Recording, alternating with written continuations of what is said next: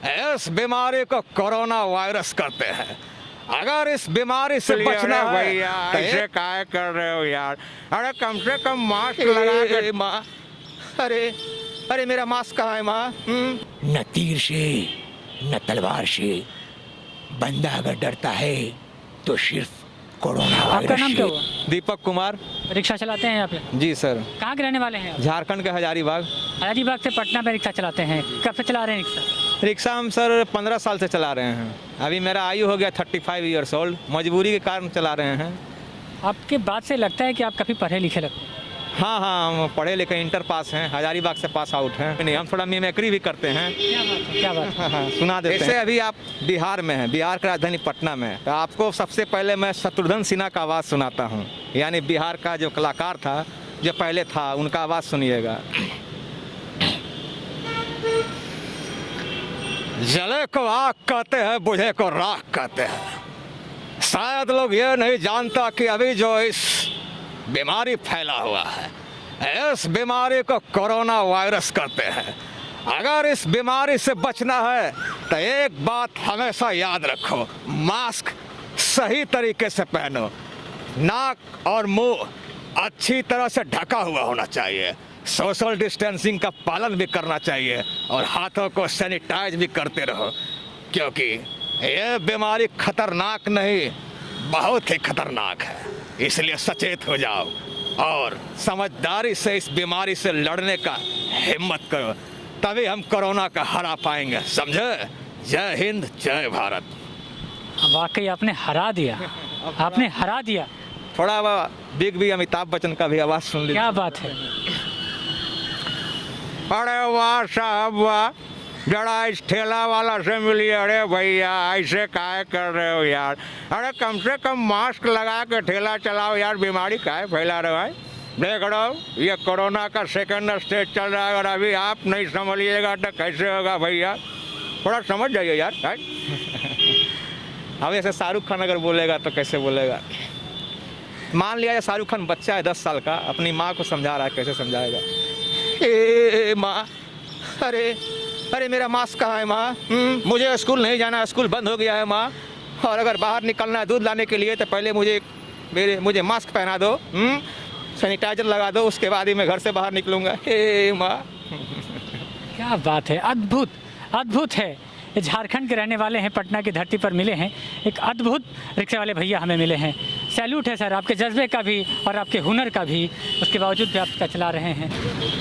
सलीम, बाहर जा रहे हो, जाने से पहले कम से कम सैनिटाइज तो कर लो, मास्क लगा लो, वरना याद रखो हम तो बूढ़े हो गए हैं, अभी तक वैक्सीन नहीं लगाए हैं। जाने से पहले सैनिटाइज कर लो, मास्क लगा लो, उसके बाद याद रखो अभी तुम्हें बेगम के पीछे नहीं जाना है, वरना अगर हमें गुस्सा आया तो मैं तुम्हें 3 दिन तक खाना नहीं दूंगा, समझा? जय हिंद। देखिए, कलाकार तो बहुत आया गया फेंकाया, लेकिन एक कलाकार ऐसा था जिसका आवाज़ हर ग्रेड के लोगों ने पसंद किया, जिसका नाम है राजकुमार। मैं उनका आवाज़ आप लोगों को सुनाने की कोशिश करूँगा। यानी न तीर से न तलवार से, बंदा अगर डरता है तो सिर्फ कोरोना वायरस से। और हम ईश्वर से यही दुआ करते हैं कि यह बीमारी हमेशा के लिए इस सृष्टि से ख़त्म हो जाए, समझे? और वीर सिंह, हमें पूरा भरोसा है कि एक दिन कोरोना ख़त्म हो जाएगा। जय हिंद, जय भारत। मिमिक्री का शौक तो हमने आपका देखा, गाने वाने का भी शौक रखते हैं क्या? गाने का शौक़ तो रखते हैं, थोड़ा बहुत रखते हैं। खास गाना जो आप गाते हैं आपको बहुत पसंद हो? हाँ, तो एक लाइन सुना देते हैं दहेज प्रथा पर। वाह, क्या बात है, बहुत खूब। हमने इनको गाने का रिक्वेस्ट किया, गाना भी गाइए, तो भी ये फिल्मी वैसे गाने नहीं कहते, दहेज प्रथा पे हम गाना सुनाएंगे। क्या बात है, सुनाइए।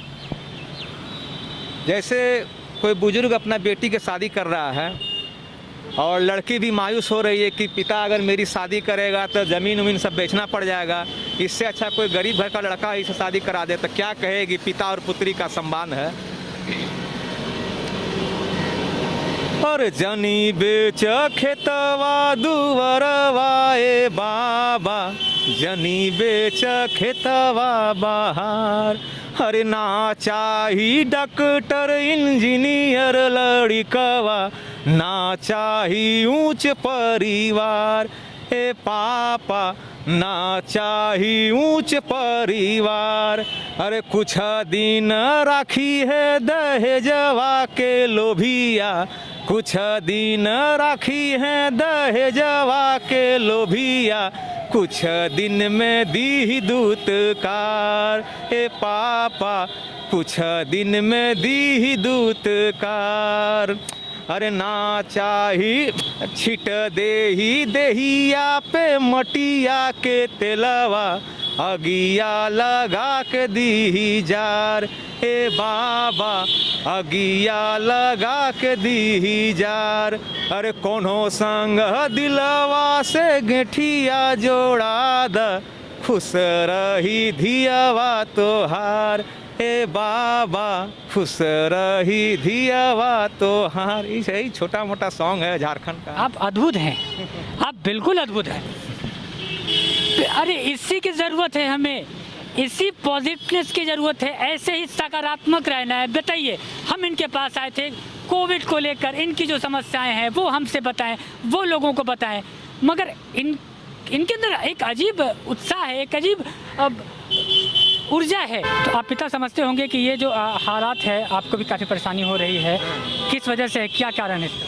ये कोरोना का जो सर सेकंड स्टेज चला हुआ है ना, इतना खतरनाक और भयावह है कि लोग एकदम डर चुके हैं। अब पहले से काफ़ी खतरनाक है, इसलिए लोग बाहर निकलने का कोशिश भी कर रहे हैं, तो डरे हुए भी हैं और मास्क भी लगा के चल रहे हैं। और दूसरा बात आप देखिएगा कि जितना भी नगर निगम का बस है, ऑटो में खचाखच आदमी बैठ के जाता है, लेकिन रिक्शा सेफ्टी है, लेकिन रिक्शा में बैठना पसंद नहीं करते हैं। लेकिन उनको सोचना चाहिए कि रिक्शा में एक आदमी जाएंगे तो सेफ्टी के साथ जाएंगे। हम लोग भी ऐसा नहीं कि लापरवाह, हम लोग भी मास्क लगा कर रखते हैं। मैं देख रहा हूँ, मैं आप लोगों को दिखाना चाहता हूँ कि बहुत सारे रिक्शे वाले भाई जो हैं वो बहुत अब जागरूकता का कमी कहिए या जो कहिए, मास्क नहीं लगाते हैं, गमछे से भी काम चला लेते हैं। मगर एक रिक्शे वाले भाई हमें मिले हैं, एक नहीं दो मास्क है। सुरक्षा का कितना ख्याल रख रहे हैं आप? नहीं, मास्क भी, सैनिटाइजर भी रखे हैं हम लोग, मतलब सुरक्षा का पूरा उपयोग करते हैं, ऐसी बात नहीं है। डर तो हम लोग को भी लगता है, लेकिन मजबूर इसलिए है कि पेट भगवान ने पेट दिया है। अगर डरेंगे तो कमाएंगे कहाँ से, कमाएंगे नहीं तो खाएंगे कैसे? मैं एक सवाल करता हूँ आपसे, आम दिनों में आप कितना कमा लेते थे? आम दिनों पर सर यहाँ इस जो इनकम टैक्स चौराहा है, यहाँ करीब 400-500 रिक्शा लगता था। सब रिक्शा वाला 300, 400, 500 कमा लेता था। लेकिन अभी ऐसा है कि बहुत ज़्यादा मेहनत करने पर भी 100 रुपया भी कमाना बहुत मुश्किल बात है।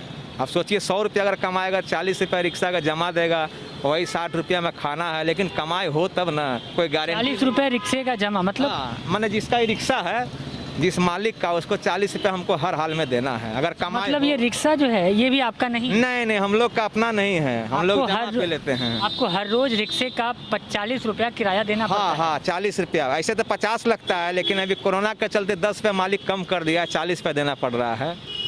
ये बड़ी एक अजीब बात हमने अभी सुना इनसे कि रिक्शे का 50 रुपया, इनके रिक्शे वाले के जो मालिक होते हैं वो 50 रुपया लेते थे पर डे।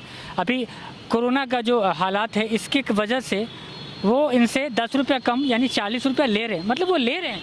अभी सर जो मालिक यहाँ है रिक्शा का, जरा सोचिए, उसके पास 150-200 रिक्शा है, किसी के पास 60 रिक्शा है, किसी के पास 30 रिक्शा है। अगर 30 रिक्शा को 4 से मल्टीप्लाई कर देगा 40 से, तो 1200 पर डे। बताइए, इस कोरोना संकट में 1200 रुपया पर डे कौन कमाता होगा? लेकिन कमा रहा है, लेकिन उसको बोले वाला कोई नहीं है। यही तो होता है कि कोई कमा रहा है, कोई नहीं कमा रहा है। क्या बात है, आपने बिल्कुल एक पूरा गणित समझा दिया आप लोगों को कि जिनके पास पैसा है, जिनके पास साधन है, उनको इस हालात से कोई मतलब नहीं है। इन्होंने कहा कि उनके पास कितने रिक्शे, आपके रिक्शे के मालिक? 40 रिक्शा है। सोचिए कि पर डे 1200 रुपया आ रहा है, तो कोरोना संकट फैले या कुछ भी फैले, 1200 रुपया तो उसको पर डे आ रहा है, तो उनको इससे मतलब नहीं है। पैसा में बहुत शक्ति है ना, पैसा ही पावर है। अभी देखिए, जिस देश के पास पैसा है वो कितना पावरफुल है। जैसे आपका संयुक्त राज्य अमेरिका हो गया, पैसा है तो पावर है, पैसा का बहुत बड़ा शक्ति है। अभी हमारा पास पैसा रहता तो हम भी कोई अच्छा से बिजनेस कर सकते हैं। पैसा नहीं है तो निर्धन है। चाहे मेरे पास कितना भी दिमाग का है नहीं हो, लेकिन बिना पैसा के कुछ होने वाला नहीं है। पैसा सबसे बड़ा हथियार है। तो आज के हालातों में जब ये कहते हैं कि अरे 20 रुपया बहुत है यहाँ से यहाँ तक का, 20 रुपया बहुत है, तुम इतना क्यों मांगते हो, तो आज जब आपके पास वो 20 रुपया भी नहीं पहुँच रहा है, तो क्या कभी कोई ऐसे लोग हैं जो आपको कभी अनाज का थैला लेकर आपके पास पहुँचे? नहीं नहीं, ऐसा आदमी अभी तक नहीं मिला। अगर अभी आदमी आता है, जैसे मान लें यहाँ से चकारम है, ये 8 या 900 मीटर की दूरी पर चकारम है, उसका भाड़ा 20 रुपया है। अगर कोई पैसेंजर का हम लोग कहेंगे कि सर 20 का भाड़ा है, तो बोला अरे यार 10 रुपया देंगे, चलना है तो चलो, ना तो खाली बैठल रहो। तो हम लोग मजबूरी के अहमियत को समझते हैं कि साला बैठ के क्या करेंगे, इसको पहुंचाइए देते हैं। अभी दानी आदमी नहीं मिला है। पिछला बार तो हल्का फुल्का रिक्शा वाला को पूड़ी उड़ी वगैरह बांट रहा था, लेकिन इस बार नहीं। वो सर भरम हटा दीजिए, इस संसार में भी दानी व्यक्ति कोई नहीं है। कोरोना को देखते हुए भी लोगों के मन में दान उन देने के, दक्षिणा देने का कोई भाव नहीं जागा है। आज तक इतना दिन हो गया, कोई रिक्शा वाला एक गिलास पानी तो देने नहीं आता है, कोई दान देना नहीं चाहता है। समाज बदल चुका है, किसी के अंदर दान देने की कोई प्रवृत्ति है ही नहीं। कभी आपके सामने ऐसा हुआ है कि कोई ज़रूरतमंद आपको दिख गया हो, आप उनसे पैसे न लिए हों? हाँ, ऐसा हुआ है। क्या घटना बताइए? एक बार ऐसा हुआ था, एक स्टूडेंट आया था आज से 4 साल पहले। वो बोला कि भैया हमको मगध महिला कॉलेज पहुंचा दीजिएगा, हम स्टूडेंट हैं, हमको परीक्षा देना है, लेकिन मेरे पास पैसे नहीं है, 15 मिनट टाइम है। मेरे अंदर भावना जागा कि भाई इसके हृदय में भी भगवान है, तो उसको हम बैठा के कॉलेज पहुंचा दिए। बोले बाबू जाओ परीक्षा दो। वो परीक्षा दे के आया, भाड़ा उससे हम नहीं लिए। कुछ दिन के बाद वो भेंट हुआ, बोला कि आप भाड़ा ले लीजिए, लेकिन कहीं नहीं नहीं नहीं, हम भाड़ा उससे फिर नहीं लिए। मदद करते हैं हम लोग, ऐसा नहीं कि मदद नहीं करते हैं। हम लोग के अंदर परोपकार का भावना जानता है, तो हम लोग मदद करते हैं। अच्छा, आप यहाँ रहते कहाँ हैं? हम लोग तो सर यहाँ, हम लोग झारखंड के रहने वाले। ये उधर फ्लैट वगैरह है ना, रोड किनारे कहीं बसर कर लेते हैं, और क्या, रोड किनारे रह लेते हैं। मेरा परिवार तो नहीं है, माँ और बाबूजी हैं, बस उन्हीं का जीवन पालन पोषण करते हैं। आपके परिवार नहीं है मतलब? नहीं नहीं, रिक्शा चलाते हैं, किसी कारण वजह से कहीं शादी ब्याह हुआ नहीं। अब हुआ बोला कि गरीब आदमी से कौन शादी करेगा, शादी विवाह नहीं हुआ, अविवाहित पुरुष हैं।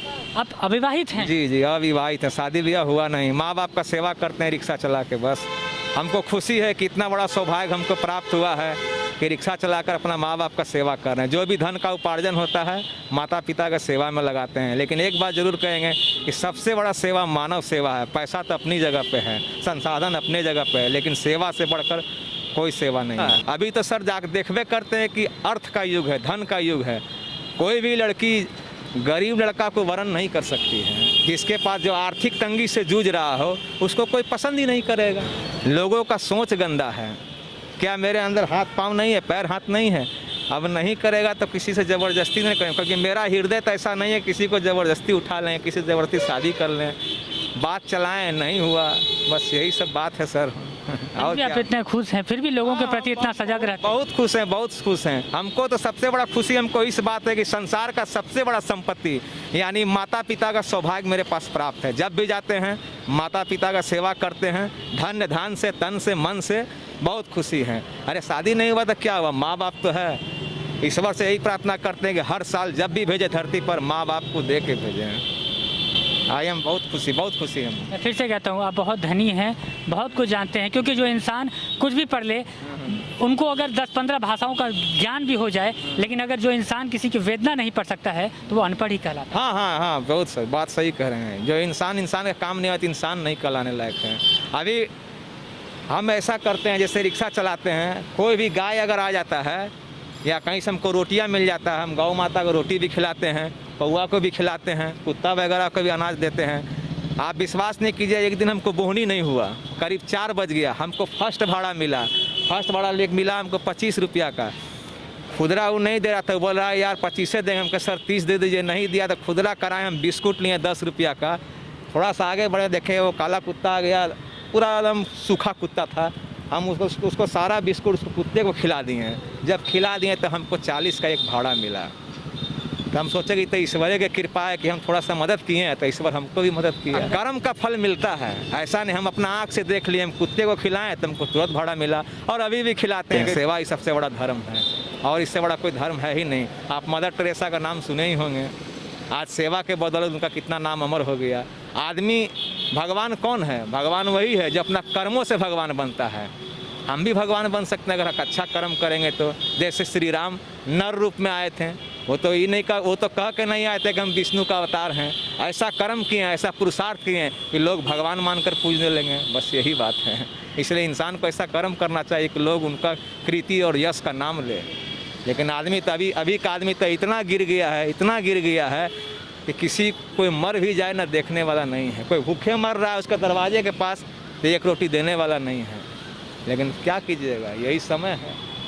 अभी भाड़ा लेके जाएंगे कोई साहब का, किसका अपना घर है, अनाज बाहर फेंक देगा। कहीं शादी ब्याह हो रहा है ना, अनाज बाहर फेंक देगा, लेकिन किसी को खाने नहीं देगा, चाहे अनाज सड़क ही नहीं जाए। अनाज का दुरुपयोग करेगा। लक्ष्मी का सदुपयोग कोई नहीं करता है। कम से कम भगवान लक्ष्मी दिया तो उसका सदुपयोग कीजिए। हम लोग को देखिए लक्ष्मी मिलता है, ना दारू पीते हैं, ना शराब पीते हैं, ना ताड़ी पीते हैं। हाँ, लक्ष्मी का सदुपयोग करते हैं। बस ज्ञान का खजाना है। एक मिनट और।